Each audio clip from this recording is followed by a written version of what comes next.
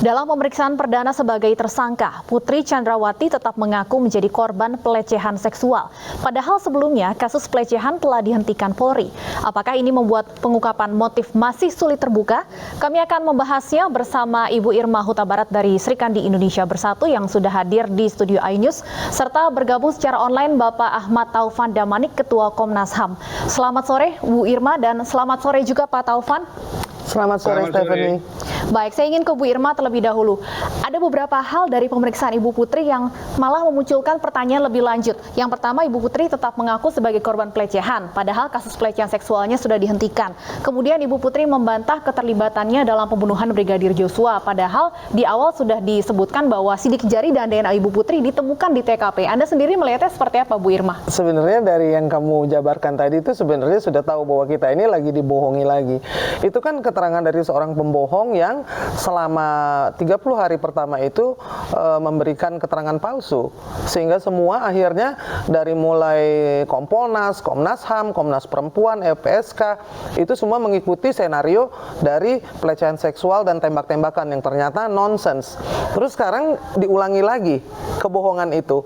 Apakah kita harus percaya kepada satu, dia tersangka, dua, dia terlibat dalam pembunuhan, tiga, dia sudah membohongi 270 rakyat Indonesia. Saya pikir apa yang dikatakan oleh Putri Sambo tidak patut untuk didengarkan. Abaikan saja, periksa saja handphonenya, periksa saja rekeningnya lari kemana, lalu periksa di mana itu HP dari Joshua dan 7 ajudan yang kenapa diambil oleh dia. Ya toh waktu dengar pendapat dengan parlemen juga nggak ada yang tanya. Itu CCTV itu kenapa bisa diedit-edit dan lalu diedarkan ke masyarakat, itu kan lucu. Jadi kita ini diberikan keterangan ya berdasarkan pengakuan seorang pembohong dan pembunuh. Bu Irma, kalau selama ini kan kita sudah menantikan sebenarnya pemeriksaan dari Ibu Putri. Artinya kalau melihat dari jawaban Anda menilai sudah tidak ada harapan lagi sebenarnya untuk menantikan jawaban jujur dari Ibu Putri. Tentu saja dari awal ada senario kok. Yang bikin senario dari awal aja tidak pernah diperiksa. Tidak dibahas juga mana orangnya. Namanya Fahmi Alamsyah, penasehat ahli Kapolri. Sudah diakui bahwa dia yang menyusun senario. Lalu ada senario pembunuhan, lalu ada senario obstructions of justice. Ini sekarang senario supaya malinggering, supaya orang menjadi simpati, seolah-olah Putri adalah korban. Jangan lupa Stephanie, yang mati itu Joshua Huta Barat. Jadi ini dibolak-balik pemikiran masyarakat. Dan saya pikir juga narasi-narasi yang dibangun itu juga sangat menyesatkan dan sama sekali tidak mencerminkan empati atau rasa sentimen masyarakat, ya kan? Yang korban itu siapa sih? Baik. Kenapa jadi sekarang semua ditujukan kepada perlindungan kepada keluarganya lah? Saya bingung, anggota parlemen itu nggak takut dia bawa nama partainya, lalu juga yang diucapkannya itu sama sekali tidak berpihak kepada yang lemah, tidak berpihak kepada korban, semua berpihak kepada kesejahteraan dari keluarga Sambo. Yang dari awal sudah mencoba menyuap LPSK. Ya. Saya nanya, yang diundang-undang bersama LPSK itu nggak mungkin nggak terima amplop dong. Baik. Saya undang 5 orang, satu saya kasih, 5-5-nya dikasih dong. Baik. Cuman yang mengembalikan hanya satu, kan itu diklarifikasi dulu gitu loh. Lalu ketika narasi itu mengiring kepada lagu lama yang sudah tidak laku, itu patut dipertanyakan. Baik. Nggak perlu dibahas, kita tahu aja, oh ini senario lagi. Baik, saya ingin tanyakan ke Pak Taufan, dari hasil pemeriksaan Komnas HAM terhadap Ibu Putri, apakah Ibu Putri juga sempat mengakui hal yang sama, tetap bersikuku bahwa dirinya adalah korban pelecehan seksual, Pak Taufan? Ya, mungkin saya perlu jelaskan dulu dari awal ya. Komnas HAM nggak pernah 100% percaya sama keterangan Ibu Putri sejak awal. Bahkan dalam pemeriksaan pertama yang kami lakukan, kami datang ke keluarga, menemui Pak Samuel, istrinya, dan seluruh keluarganya yang di sana. Kemudian mewawancara, meminta keterangan dari Vera. Baru kita masuk. Salah satunya kemudian kita memanggil ADC. Dalam pemeriksaan pertama ADC, itu apa yang dibangun pertama sudah ketahuan bohongnya.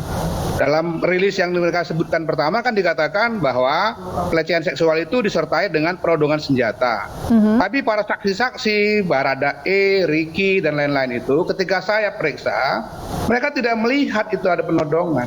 Juga tidak melihat apa yang namanya pelecehan. Makanya kalau didengar baik-baik, dicek jejak digital yang saya sampaikan atau Anam sampaikan itu, kami mengatakan ini sumir karena rilis yang mengatakan ada penodongan itu tidak ditemukan saksi yang mengatakannya. Juga pelecehan itu juga sejak awal tidak ada saksi yang melihat itu. Jadi yang disaksikan mereka adalah tembak-menembak menurut mereka kan gitu, keterangan Baradae. Jadi saya katakan pada waktu itu berarti soal pengakuan adanya pelecehan dan penodongan senjata itu hanya satu-satunya saksinya adalah Ibu PC sendiri. Makanya saya katakan itu sumir. Sejak awal sudah saya katakan itu. Nah, tapi kemudian kan dikonstruksikan lagi. Akhirnya ketemu. Saya bertanya, yang paling pertama bertanya itu ya CCTV. Kami yang tanya. Mana CCTV-nya udah ketemu belum, Pak? Yang ditemukan itu yang di luar, di dalam sampai sekarang belum ditemukan, belum. Iya. Makanya ini saya kasih gambaran ya. Sekarang kan Baradae mengaku dia nembak pertama atas perintah FS. FS mengatakan iya saya yang perintah. Itu saya periksa FS di Makobrimob. Pertanyaannya kalau nanti di persidangan mereka menarik semua pengakuannya, ini konstruksi peristiwanya menjadi berantakan lagi. Makanya saya minta pada penyidik jangan hanya beranjak kepada pengakuan, tetapi carilah sedapat mungkin tuh, termasuk yang tadi Ibu Irma katakan itu soal alat komunikasi. Karena alat komunikasinya sampai sekarang itu alat komunikasi yang setelah tanggal 10, di bawah tanggal 10 nggak ada.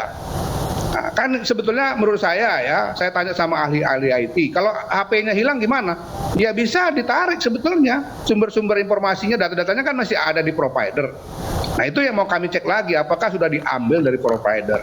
Kalau HP saya hilang, kan bukan berarti jejak komunikasi saya hilang, HP-nya yang hilang. Tapi jejak komunikasi saya kan sebenarnya masih ada di dalam data-data yang disimpan oleh provider. Sudah 50 hari. Sudah 50 hari. Sudah 50 hari bisa di-trace dong musuhnya. Juga masih bisa. Di-celebrate itu masih bisa. Tapi saya nggak tahu apakah sudah. Kami sudah minta. Tolong dicari, jangan berkotak kepada pengakuan. Kalau pengakuan itu berbahaya. Nanti kalau saya konsultasi sama ahli-ahli hukum pidana ya, kalau nanti mereka menarik semua pengaduannya, wah berantakan ini. Kita harus tahu FS ini puluhan tahun bekerja sebagai reserse. Jago dia bikin kamuflase dan bikin alibi macam-macam. Akhirnya nanti kita merasa sudah beres semua, penuntutan dilakukan, kemudian dibawa ke persidangan, tapi kemudian berantakan karena pengakuan-pengakuan ditarik, BAP dicabut lagi kan. Jadi apa jangan terfokus pada pengakuan, artinya harus ada barang bukti yang terus digali oleh penyidik. Masih banyak dia tugas dari penyidik. Kita akan lanjutkan pembahasan kita Pak Taufan dan juga Bu Irma, tapi kita harus jeda sejenak terlebih dahulu. Pemirsa, kami akan segera kembali sesaat lagi.